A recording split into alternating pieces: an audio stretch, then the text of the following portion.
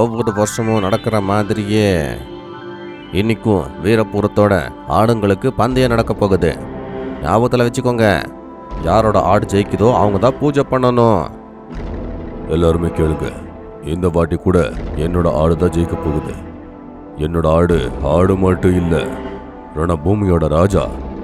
திலாவருக்கு ஜெய், திலாவருக்கு ஜெய். முதல் பந்தயம் வீரபுரத்தோட திலாவர் அப்புறம் சீதாபுரத்தோட காலுக்கு நடுவில் நடக்க போகுது. பார்க்கலாம், ஒவ்வொரு வருஷம் மாதிரி இந்த வாட்டியும் திலாவர் தான் ஜெயிக்கிறான்னு. அதுல உங்களுக்கு சந்தேகமே இருக்காது. திலாவர், இந்த ஆடை முடிச்சு போடுறு. சண்டை தொடங்கின உடனேயே திலாவர் காத்துல பறந்து வந்து காலுவோட தலையில மோதினா. அப்படி திலாவர் ஒரு மோதல்லையே காலுவ தோக்கடிச்சிட்டான். முதல் பந்தயத்துல திலாவர் ஜெயிச்சிட்டான். இப்போ 2வது பந்தயம் திலாவர் கூட டைகர் கூட மோத போகுது. திலாவர், திலாவர். அதுக்கப்புறம் திலாவருக்கும் டைகருக்கும் நடுவுல சண்டை தொடங்குச்சு.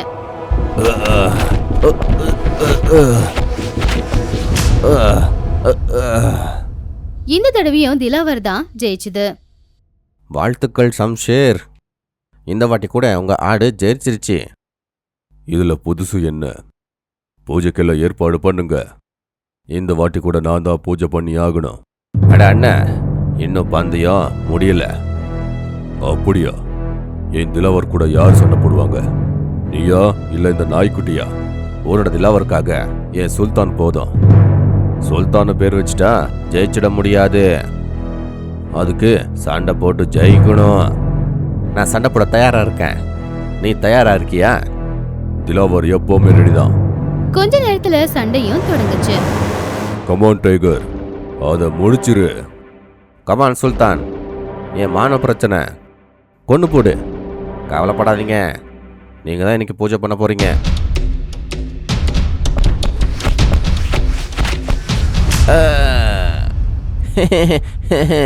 ரொம்ப வருஷத்துக்கு அப்புறம் முதல் தடவை ஷம்ஷேரோட ஆடு தோத்துடுச்சு. என்ன மன்னிச்சிருங்க, இன்னைக்கு நீங்க பூஜையை பண்ண முடியாது. ஜெயிச்சு போர் அடிச்சிருச்சு. தோல்விய ஒத்துக்க முடியல. பாத்துக்கிறேன், உன்னையும் ஆடையும் நான் பாத்துக்கிறேன். சிங்கு கோவத்துல அங்கிருந்து கிளம்பிட்டான். பல வருஷத்துக்கு அப்புறமா சிங்கோட இடத்துல லக்ஷ்மண் கோவில பூஜை பண்ணிக்கிட்டு இருந்தான். ஆனா சிங்கு அவனுடைய தோல்வியை ஏத்துக்கவே இல்ல. என்னோட ஆடு தோக்கவே கூடாது. ஆமா, உங்க ஆடு எப்பவுமே தோத்ததே இல்ல. என்ன மன்னிச்சிருங்க, இன்னைக்கு உங்க ஆடை அவன் தொட்டிருக்கான். நாளைக்கு உங்ககிட்ட கூட அவன் வருவான். ஆரம்ப ஆடலா இருக்கு. முதல்ல ஆடத்தான் நாம முடிக்கணும். இன்னைக்கு ராத்திரி விஷம் கொடுத்து கொண்டு போட்டுட்டுமா? ஆ, சரி, நாளைக்கு அந்த ஆடு செத்துருச்சுன்னு உங்களுக்கு செய்தி வரும். அன்னைக்கு ராத்திரி பில்லா ரங்கா 2 பேருமே போய் ஆடு சாப்பிடுற புல்லுல விஷத்தை கலந்துட்டு வந்துட்டாங்க. புல்ல இருந்து நல்ல ஸ்மெல் வருதே. முதல்ல நான் புல்ல சாப்பிட்றேன். சுல்தான் ஆடு சந்தோஷமா அந்த புல்ல சாப்பிட ஆரம்பிச்சுது. கொஞ்ச நேரத்தில் அந்த ஆடோட கதை முடிஞ்சிடும். இன்னைக்கு ரொம்ப தூக்கம் வருதே, கொஞ்ச நேரம் ஓய்வு எடுக்கிறேன். விஷம் வேலை செய்யுது. கொஞ்ச நேரத்துல ஆடு ஆண்டவன் கிட்ட போயிடும். கொஞ்ச நேரத்துல லக்ஷ்மண் வந்து ஆடை எழுப்புனா. ஏய் சுல்தான், இப்ப வரைக்கும் தூங்குறியா நீ? வா எந்திரி, நம்ம பஜாருக்கு போகணும். என்ன மன்னிச்சிடுங்க, இன்னைக்கு நான் கொஞ்சம் அதிகமாக சாப்பிட்டுட்டேன். தூக்கம் வருது. ஆடுக்கு ஒண்ணுமே ஆகல. ஏதோ பிரச்சனை இருக்கு. அதுக்கப்புறம் 2 பேரும் சிங்க கிட்ட போய் இந்த விஷயத்த சொன்னாங்க. என்ன சொல்றீங்க?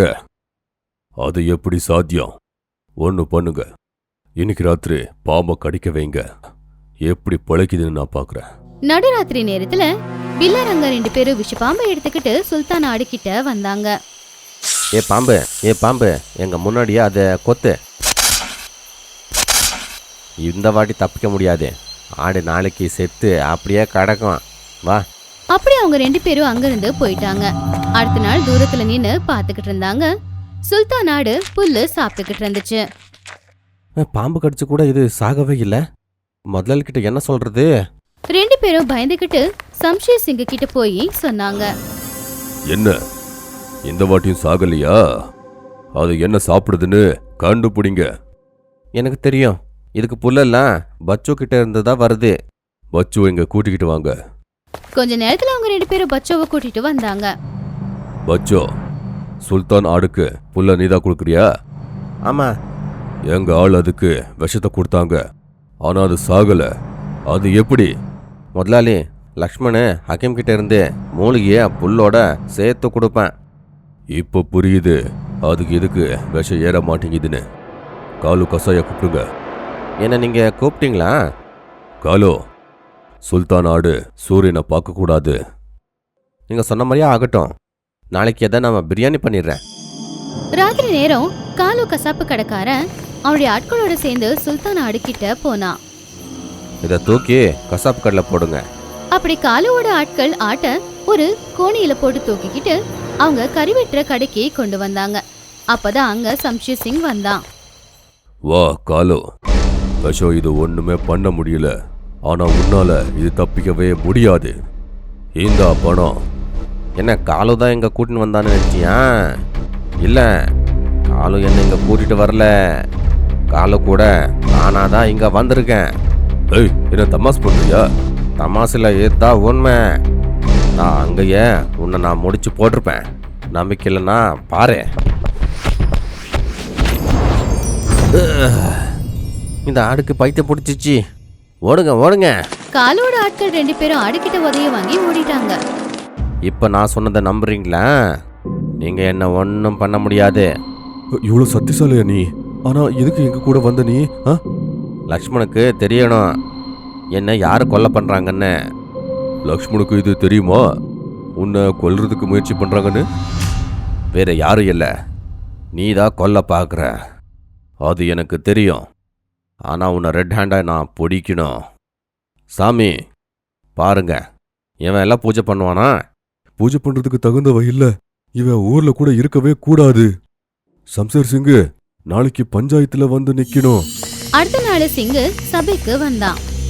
சம்சேரு, நீ பண்ணது ரொம்ப பெரிய தப்பு. இனிமே நீ எந்த கோயில கூட பூஜையே பண்ணக்கூடாது. அப்புறம் லக்ஷ்மண், இனிமே நீங்க தான் பூஜையோட அதிகாரி. இதுக்கு எல்லாத்துக்கும் காரணம் சுல்தான் தான். சம்சேர், நீ பண்ணது பெரிய தப்பு. அதனால பஞ்சாயத்து இந்த ஊரை விட்ட உன்னை தள்ளி வைக்குது. பரவாயில்ல தலைவரை, இவங்கள மன்னிச்சிருங்க. நீ என்ன சொல்ற? இவன் உன்னோட ஆட கொல்ல முயற்சி பண்ணா. தலைவரை, நான் இதை மட்டும் உங்ககிட்ட சொல்லிக்கிறேன். கோயிலில் பூஜை பண்ணுறது எல்லாருக்கும் உரிமை இருக்கு. அதை நான் உங்களுக்கு தெரிய வச்சிருக்கேன். இவங்களுக்கு நீங்கள் தண்டனை கொடுக்க வேண்டாம். லக்ஷ்மண் சொன்னதை கேட்டு சிங்கோட மனசு மாறிடுச்சு. என்னோட திமுறால நான் குருடன் ஆயிட்டேன். இது எல்லாத்தையும் பண்ணிட்டேன். இன்னைக்கு ஒரு ஆடால நான் இப்போ திருந்துட்டேன். எல்லாத்தையும் நான் தான் பார்த்துக்கணும்னு எல்லாருக்கும் வாய்ப்பு கொடுக்காம நான் விட்டுட்டேன். அந்த உரிமையை ஆடுகளை சண்டைக்கு விட்டு அதை நம்ம பறிக்கவே கூடாது. சிங்கோட மனசு மாற்றத்தை பார்த்து எல்லாருமே சந்தோஷப்பட்டாங்க. சரி சம்சேரு, நீ திருந்தினது நல்லதா போச்சு. லக்ஷ்மண் சொன்னதுனால நான் உங்களுக்கு தண்டனையா கொடுக்கறதில்ல. என்ன நீங்க மன்னிச்சு என் மேல நீங்க கருணையை காட்டிருக்கீங்க. மன்னிப்பு தான் ரொம்ப பெரிய விஷயம். வா கோயிலுக்கு, 2 பேரும் ஒன்னா சேர்ந்து பூஜையா பண்ணலாம். லக்ஷ்மண் சொன்னதை கேட்டு எல்லாரும் சந்தோஷப்பட்டாங்க. சுல்தான் ஆடுக்கு ஜெய், லக்ஷ்மணுக்கு ஜெய். அன்னையில இருந்து ஆடுங்களுக்கு நடுவுல சண்டையை யாரும் விக்கிறதே இல்ல. கோவில யாரு பூஜை பண்றதுங்கிற சண்டை இல்ல.